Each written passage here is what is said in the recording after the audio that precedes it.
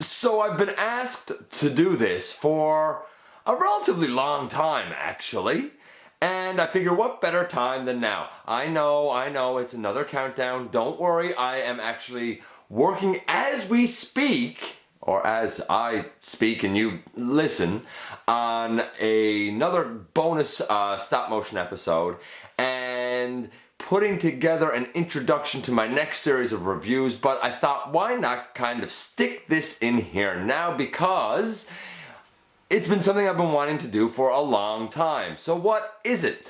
On the table there now you see several figures, some Autobot, some Decepticon, but all of them have one thing in common. To varying degrees I have given them all customizations, sometimes in terms of paint, sometimes in terms of sculpting, sometimes in terms of both. On occasion, it's only been a little touch up here and there. At other points, I've done an awful lot of work to kind of totally revamp the style that they were originally given.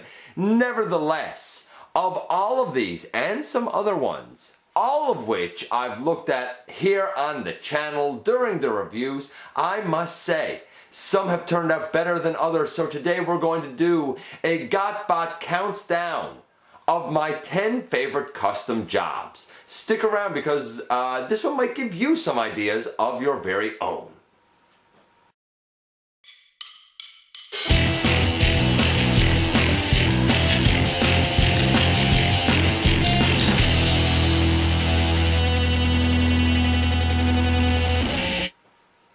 Hey folks, welcome back to the channel. I'm your host, as always, Dennis Moulton, aka GotBot. Please like, comment, share, and very much, most importantly now, subscribe. There's a lot coming down the pike, and this is only a taste of it. Like I said, I've been asked for a long time to kind of do this, and I want to. Before we go on, let's kind of finish with the introduction. Check me out everywhere. Have a look at Machinery of Man, the Everything Factor. Spend some time on the channel. See what it is that catches your interest. And hey, give me suggestions if you have ideas for anything else that you might like to see. Because I've been asked about looking at my custom work a little more in depth, oh so very often, I thought that I'd do it now. Some people love custom work. Some people really don't. I kind of enjoy it. I think it's a great creative outlet, and a lot of people enjoy it but feel like they can't do it. To those people I say no, indeed you can, because if I can, you certainly can. In fact, I'm willing to help you along because I've done a couple of tutorials about, we'll call it beginner basics when it comes to doing your own custom work. In fact, I covered kind of a whole bunch of stuff in episode 274, touched on a couple of things way back in episode 72, and even explained how to dye plastic in episode 301. That's quite a process. So, with all of these, like I said, some of them I'm really proud of, some of them, they turned out all right. And I'll say this, there are those people who, for them, this is a real art form, and they've put a lot of time, effort, and due diligence into making fantastic artistic creations. I think that it's a little bit of a different mentality when you are looking to do this and simply display it on the shelf, and when you're looking to do this and still make the playability of the figure very relevant. And that's what I do, because naturally I use a lot of these guys, if not all of them, in the stop motion work that I do. So in a way, I guess I'm just a big kid playing with his toys. Nevertheless, we're going to look at which ones of these, and who knows, maybe one or two that aren't even on display here at the moment might show up. But we're going to have a look at my 10 absolute favorite creations. Before we get started, all of these deserve honorable mentions. Some of them because they're more fringe characters, some of them because they only had a little bit done. Lockdown is an honorable mention because all I really did is use the body of the the Last Night Hot Rod, changed the head out and sort of added some gold and silver highlights over a lot of the orange. I looked at him very recently in full in episode 335. I also wanted to mention, way in the back here, a custom, I guess, Titans Return Thunderwing from the Last Night Nitro mold. I looked at that in full. Actually, I looked at him as Nitro and as Thunderwing in full in episode 323. I absolutely adore my Evasion Mode Optimus Prime. I added paint to his arms, gave him the silver line on his chest, and made a faceplate for him. Looked at that guy a long time ago, around episode 70, 71. Looked at how I made the faceplate in episode 72. Then we have Starscream. I've done some touch-ups also on Skywarp, but I feel like adding silver and touching it up with red and white details on the wings sort of made this guy look a little bit more like his G1 counterpart, even though this is obviously stylized for Fall of Cybertron.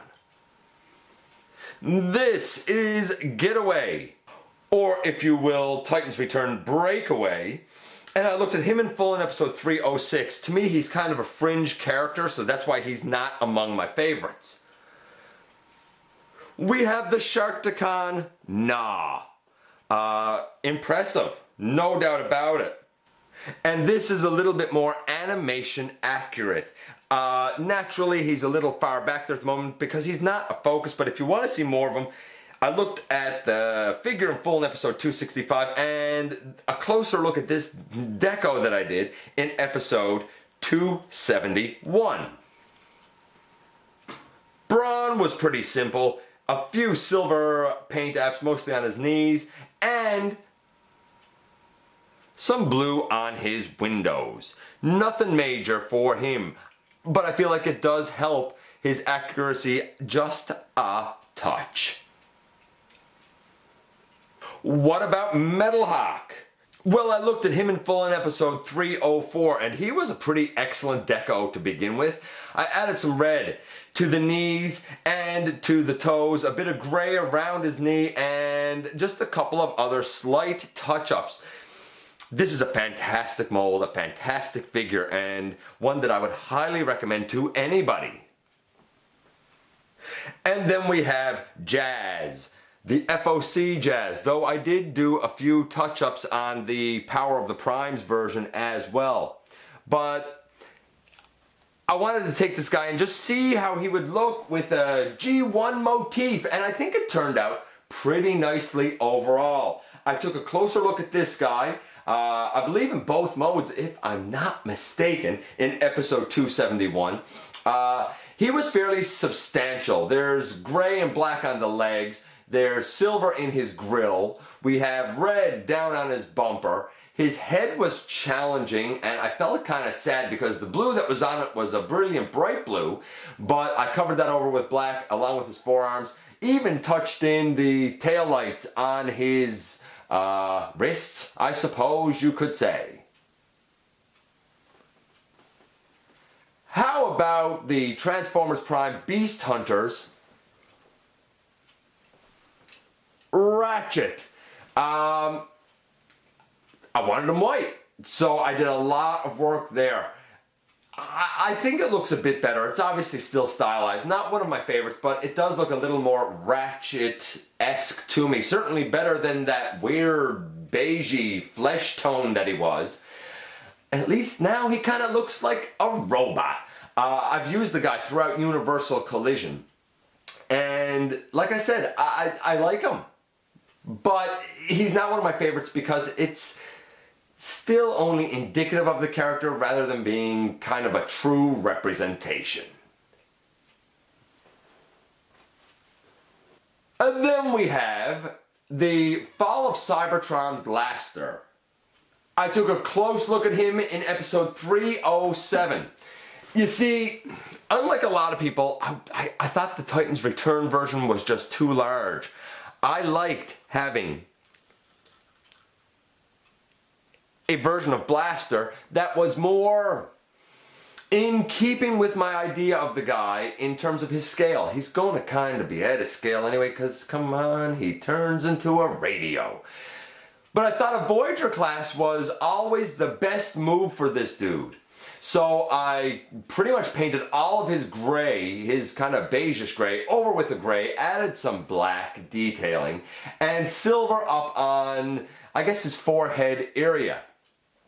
In the end, I and a lot of other folks think that this looks more accurate. I even put an Autobot symbol on his upper chest. I don't know. I like him, but he's still not one of the top 10. Pretty close though. He almost made it, and I debated putting him there. And finally, the most honorable of honorable mentions, and that's why he's kind of getting a bit of up close time, my version of Nova Prime. I looked at this guy way back in episode 202. I saw it and immediately thought, Nova Prime. I put black around his upper chest. I put some black and silver on the crest on his head. I actually changed out his forearms with Menasor because his lock in fairly nicely as part of Menasor, and I added those onto Motormaster. I put his here because I never planned to combine this guy. I put white down on the legs. I've added a bunch of gold paint apps and even some white sort of on his tummy, black on the thighs. There's a lot that was done with this guy, both in terms of having to take the forearms apart and in terms of adding paint apps. In the end, it's not an ideal Nova Prime, but it's one I can certainly live with and be proud to display as that character. Okay, that's all the honorable mentions. Let's jump right into the countdown finally and look at number 10. Number 10 undoubtedly has to be my custom Dinobots.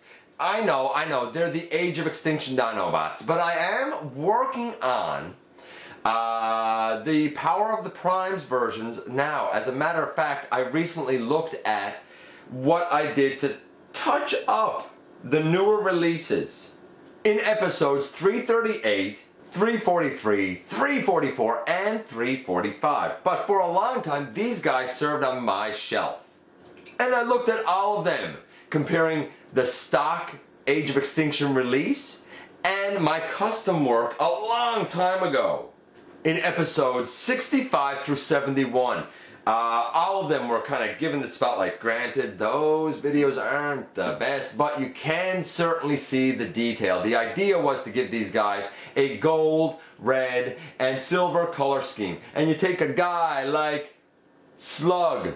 The head is certainly still stylized, but I would hope that it looks more accurate than he did previously in his purple color. Or how about someone I could get creative with? Slash over there on the far end. Recently released as well, but this guy originally had a banana leaf and teal type of motif. I think that this works better. You'll notice though that in the midst of all of these guys we have the Fall of Cybertron Grimlock. I touched up his thighs black and his abdomen red just to give him a bit of a G1 look, and I think it worked out nicely. He is in robot mode because you don't really see any differences in Dino mode. Let's move on and have a look at number 9. Number 9 is probably no shock to anyone who has followed the channel for a while. This is my custom Titans Return Kup. Is he as good as the Japanese import? Probably not, but he is certainly a cheaper option and really did not take as much work as you would think. I looked at him and updates to him a few times. Originally, I covered what I did in episode 250. I offered him as part of an update during episode 262, and again in episode 271. The arms, they were custom ordered, and I looked at that in episode 301, and even used them for a comparison with Breakaway in episode 306. He's gotten a lot of attention because I love how this guy turned out. Bit of work and a bit of elbow grease, but I think it gave me a Kup that I can certainly live with. On to number 8. Number 8 is the Titans Return Blur. Now, some things on this are a bit inspired by the import version, but I kind of like this contrast of colors just a little bit better, especially the metallic light blue, which was a mix of blues actually. I originally looked at the mold itself way back in episode 138, but I kind of did the custom update in episode 271. And sort of explained exactly what I did with the guy. I looked at him in both modes there. I love how he turned out. I think he really pops on the shelf. Is he, to everyone's taste? Probably not, but this gives me the G1 inspired blur that I think I've always wanted. On to number 7 we go. Number 7 was quite a task. This is kind of a tie. One is the Transformers Generations Deluxe Class Megatron, and the other is the Prime Beast Hunters Sharkticon Megatron. I'm proud of both of them because I think they both have kind of a G1-esque look. Nevertheless, I kind of give the nod to the Sharkticon version because he was a major undertaking. There was a lot of touch-ups over and over to the silver and a lot of small detailing to get in around that was molded. He was originally this strange brown and pink and like teal color. It was kind of weird, and you'll notice that his cannon is not the one that he came with. It is in fact the blaster that came with the Age of Extinction Optimus Prime, painted in black, but it makes a nice arm cannon for Megatron. And since in the movies it was actually the movieverse version of the Decepticon leader that had that particular blaster, I thought, hey, why not give it to this guy? It's close enough.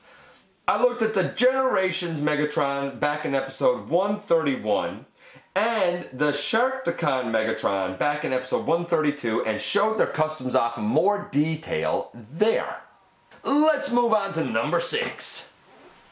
And this is one of my favorites because of what was involved with him. Yes, there is some paint that got touched up, specifically the yellow. But I took a big risk with this guy because I used a Titan Master and sort of destroyed the vehicle in an effort to get the connector port.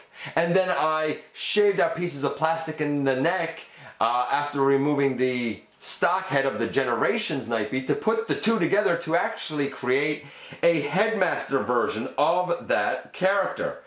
It worked out really well, and I looked at him in full and what I did with him and in both modes in episode 268. But in the end, I think I got a Nightbeat that I really dig. Hopefully you do too. Number 5 brings us back to the well of the Dinobots once more, when we include Swoop here, who I looked at in episode 344.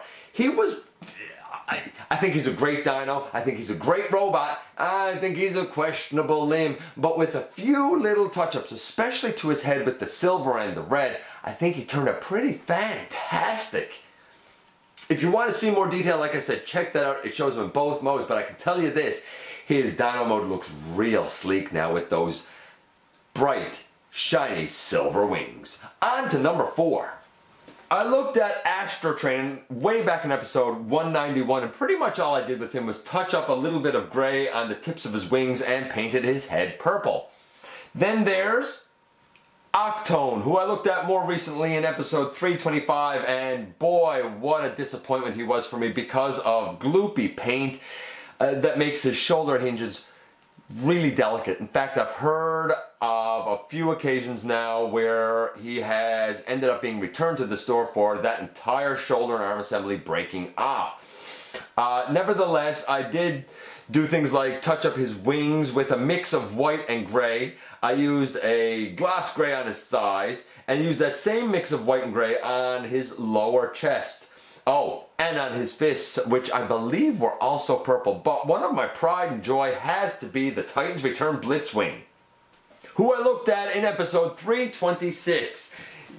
Adding the purple, the gloss purple, was a little bit of a challenge on his feet and his forearms. I think putting silver on his face was the right call for sure. And to my astonishment, I managed to mix some brown umber, yellow ochre, and white to get his beige color for his tail fins down near his feet and for his turret up over his head. All of their modes can be seen in the videos that I mentioned, but honestly, I think that they look like a good trio of triple changers. On we go, speaking of trio, to number 3. And while number 3 isn't exactly a trio of bots, he definitely has the personality and the attitude of 3 bots, that being the Beast Wars Ultra Class Megatron. I looked at him in episode 288, and while you don't really notice any particular changes in his dino mode, I feel like that the purple that was added to the chest along with the silver touches, the kind of dark blue, almost dark teal and black that was added to his head, and the green on his thighs really helped to strike home the notion that this guy jumped out of the cartoon. Yes, are there other things I could have done? Definitely. Will I one day? Who knows? But I don't think it's any mistaking who this guy is. And for that reason, I had to give him number 3 on the number 2 and a couple of big bots. And I am proud to say that number 2 goes to the Combiner Wars Bruticus. I looked at him in full and compared him actually with the Fall of Cybertron version very early on in episodes 78 through 83. And I did have the custom work done then and showed it off. I added the silver on the thighs. I colored the feet to match, the bots of Brawl and Swindle. I actually did a significant amount of work, though you can't see it here, on Blastoff and Vortex. I added the purple and the brown and the black on the chest of Bruticus and the silver on his head. In the end, I think he came out looking fantastic. As a matter of fact, I actually like it a little bit more than the Japanese import. Not that that's not excellent, it is. But I feel like its shades are so bright that I don't get a sense of the gritty feel that should be the Combaticons and Bruticus, even though I'm sure that that's accurate. I'm quite happy with this. Speaking of the Combaticons, let's just take a second and look at, this guy in all of those modes. And here we have them in their individual modes. In terms of Brawl, I touched up his forearms and some of his face, notably the red and the orange. Then I did some very simple work on Swindle, putting in the silver highlights on his waist and coloring in his face. When it comes to Vortex and Blastoff, Vortex, our helicopter, had a lot of gray added, as well as some teal and the black highlights on his knees. And Blastoff I did a lot of work on. A lot of black got added to the guy. And I recently heard that we're going to be getting a Power of the Primes actual shuttle version of Blastoff. I don't really know anymore if that's what I want. We shall see when the time comes, which I prefer. And of course, the centerpiece among this group has to be the Voyager class Onslaught. And with Onslaught, I colored his fist black. His light bar that was purple, I colored that. A mix of black and kind of a tealy blue. It's a fantastic match here on the knees. And on his head, which was black, it's now that blue color, and his visor is yellow. One of the few Decepticons who, by my recollection, did not actually have a red set of eyes or a red visor, but yellow. A while ago I said that the good guys have blue eyes and the bad guys have red. I guess that's not quite always the case. On we go to number 1. And number 1 has to be the effort that I put into the Combiner Wars Computron box set. The whole set, the individual bots and the combined form itself. Now, this included painting the chest red, adding a lot of orange to Afterburner. I can't remember what his rename is. Afterbreaker, maybe. Lightsteed had a lot of white. He became more red. Nose cone, just a few touch-ups on him really. It was a tough go with that mold. And a fairly significant amount of work on Strafe. But the reason that this guy takes the top spot is because I took an enormous risk. I could have absolutely ruined the set when I sculpted in a face from the faceplate, because the head on this guy is that of Superion. I actually took a crafting knife and sculpted in a face, painted it gold, and gave him a blue visor. It worked out pretty good. Not perfect, but pretty good. I looked at the whole box set in episode 149, and I specifically took the time to look at the custom work that I'd done on him in episode 150. This has gone on long enough, so I'm not going to waste time going over old ground here. In fact, I even compared this guy with the vintage Computron, the G1 Computron, in episode 155. So, there you go, number one. Really proud of how this guy turned out. By the way, one other, I guess you could call custom fix that I did with him came in the form of the ankles. The rockers were pretty heavy ratchets. I took the foot pieces apart, sanded them down just a little bit, put it back together, and now they still hold nice and stable. But when you move them, it does not kind of break apart Nose Cone and Lightsteed, because in terms of connecting together as legs, they can be a little wishy-washy at the best of times. So there you have it. Another one in the books. I know that this one was kind of different because it was a very personal list for me. What can I say? I enjoy doing it. You might find a hobby out of it that you enjoy as well. And it can apply to these guys.